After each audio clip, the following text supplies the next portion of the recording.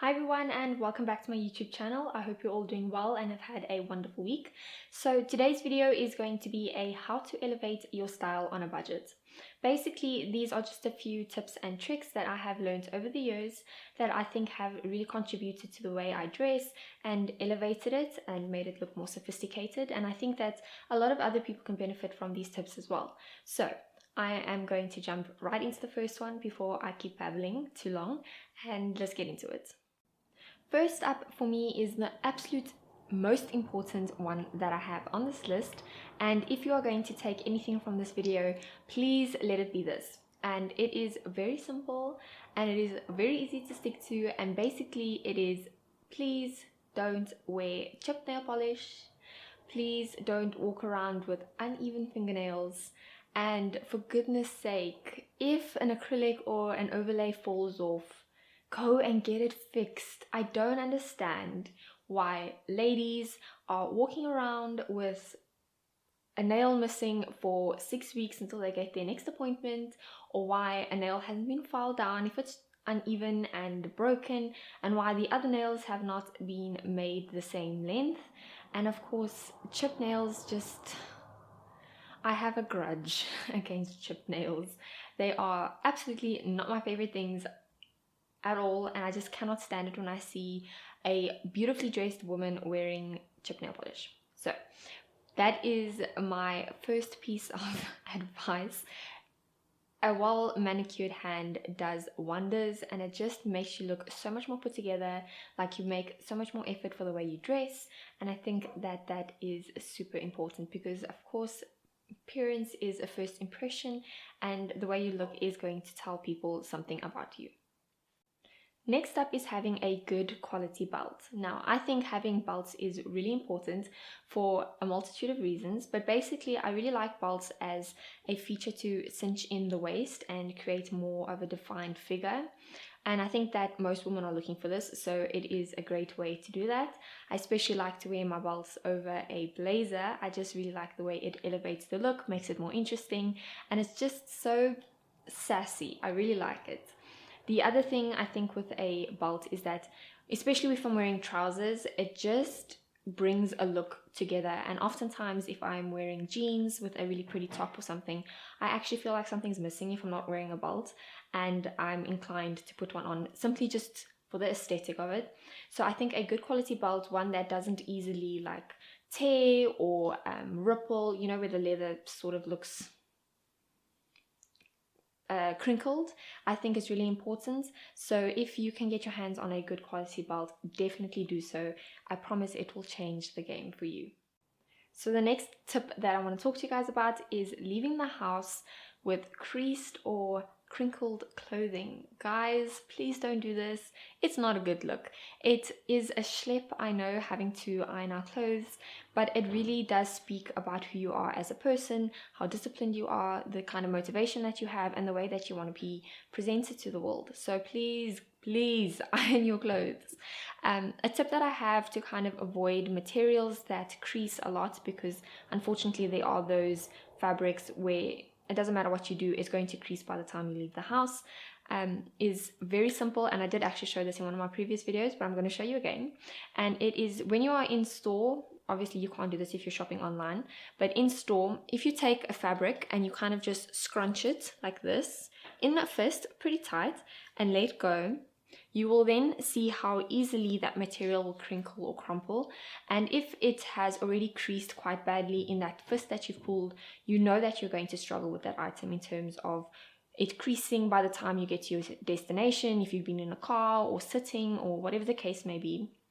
And I tend to stay away from those fabrics simply because it's self-preservation. I really don't want to have to sit and iron my stuff 100 times before it gets nice and smooth, and I don't want to have to worry about leaving the house and my stuff already looks creased.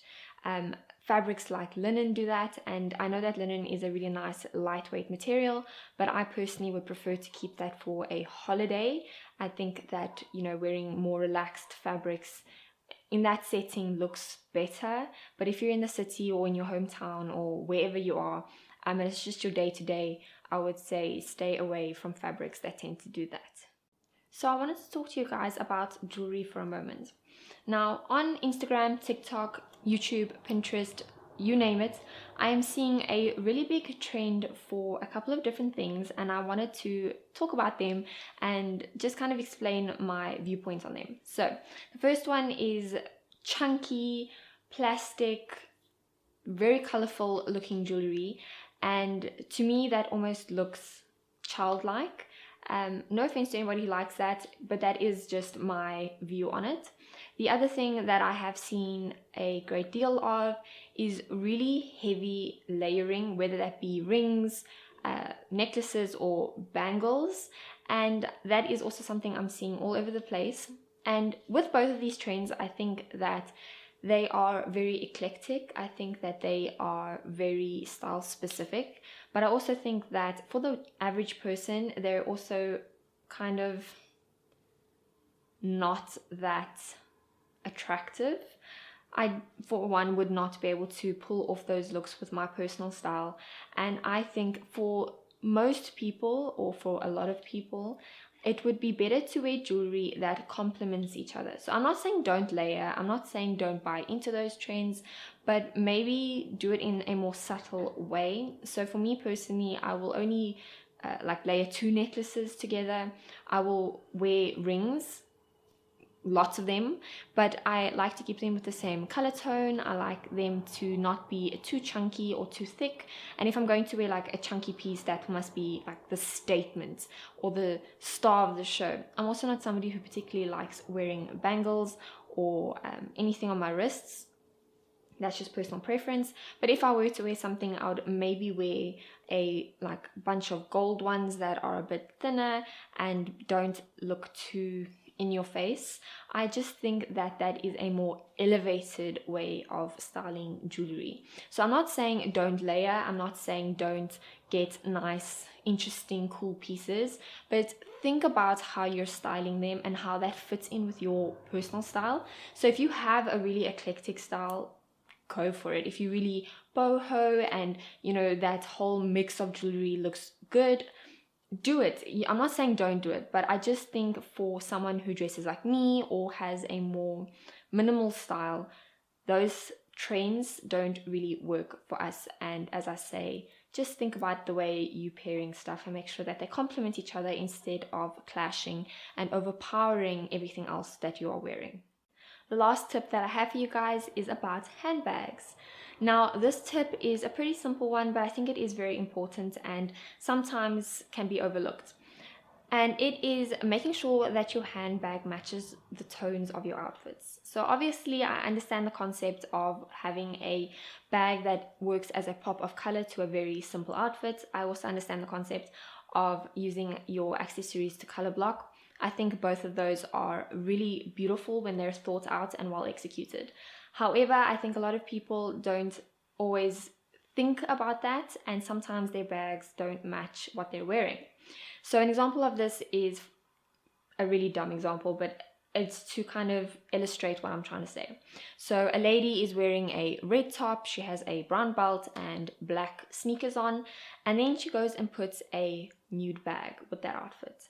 Nothing matches. It looks kind of broken, chunky, it's not seamless, and it just ends up making an outfit that could have worked really well look very sad. So a rule of thumb that I would generally stick to, and it is my preferred way of matching my bags to an outfit, is that my bag should either match my belt or it should match my shoes. Now, this is not always the case. Maybe you are wearing colorful shoes or something and you don't have a bag in that color. Cool, no problem. But then if you're, for example, wearing a nude bag but your shoes and your belt are black, then have a nude tone somewhere else in the outfit, whether that is your top or your trousers or your skirt or your dress or whatever it is that you're wearing, so that it balances each other out. I think that that is super, super important. And the other thing with handbags that to me is a big problem, guys, if a handbag is looking shabby, replace it, move on, give it away, recycle it if you can, whatever the case may be. But don't walk around with a bag that has broken pieces or is starting to come apart, the zip is broken or whatever. It doesn't look good, and I think that we can all do better than walking around with a broken bag. Of course, that is under the assumption that we can afford to replace those kinds of things, but this is a style YouTube video and we are talking about elevating it. So I am mindful that wearing a worse for wear bag is not going to be helping anybody. So that is it for today's video. I hope you guys enjoyed. Please leave a comment down below which tip was the best for you. And if you have any tips that you would like to share, also leave them down below. If you guys have not subscribed already, please do so. And thank you once again so much for watching. I will see you in my next video, same time, same place, next week. I love you all so much. Bye-bye.